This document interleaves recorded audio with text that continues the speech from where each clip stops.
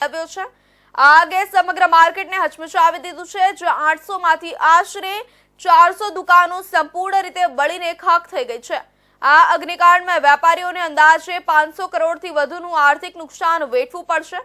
40 થી 50 લાખ લીટર પાણીનો ઉપયોગ કરી આગ પર કાબુ મેળવવામાં આવ્યો છે।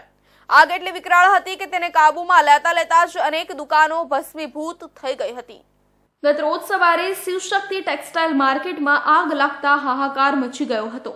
ટેક્સટાઇલ માર્કેટમાં કાપડ અને અન્ય દહનશીલ સામગ્રીઓ હોવાથી આગ ઝડપથી ફેલાઈ અને અતિ વિકરાળ સ્વરૂપ ધારણ કરી લીધું। આગનું કારણ હજુ સુધી સ્પષ્ટ થઈ શક્યું નથી, પરંતુ પ્રાથમિક તારણો પ્રમાણે શોર્ટ સર્કિટથી આગ લાગવાની સંભાવના છે। આગની કાંડમાં અનેક વેપારીઓના સપનાઓ સળગી ઉઠ્યા છે। 400 જેટલી દુકાનો બળી જતા કાપડ ઉદ્યોગને ભારે નુકસાન પહોંચ્યું છે। વેપારીઓનું કહેવું છે કે કેટલાક વેપારીઓ પાસે ઇન્સ્યોરન્સ પણ નથી, જેના કારણે તેમના માટે આ આર્થિક નુકસાન સહન કરવું મુશ્કેલ બનશે। સુરત ફાયર વિભાગે સતત 32 કલાક સુધી ઓપરેશન ચલાવી આગ પર કાબુ મેળવ્યો છે। ભયંકર ધુમાડા અને ઊંચી મકાન સંરચનાઓને કારણે ફાયર વિભાગને મુશ્કેલીઓનો સામનો કરવો પડ્યો। અમુક સ્થળે આગને સંપૂર્ણપણે કાબૂમાં કરવા માટે ટેકનોલોજી અને ડ્રોનનો ઉપયોગ કરાયો હતો।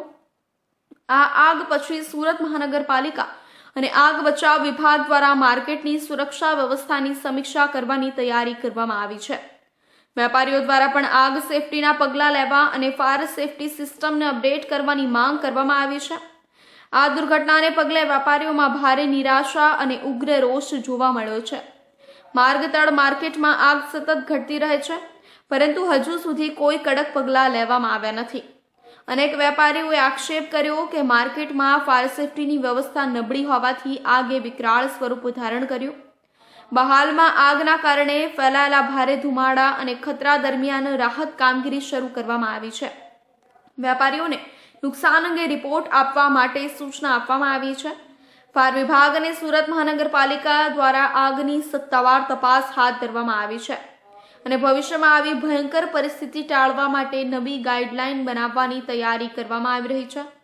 આ દુર્ઘટનાએ સુરતના ટેક્સટાઇલ ઉદ્યોગને હચમચાવી દીધો છે અને વેપારીઓ હવે સરકાર અને વીમા કંપનીઓ તરફ સહાયની અપેક્ષા રાખી રહી છે।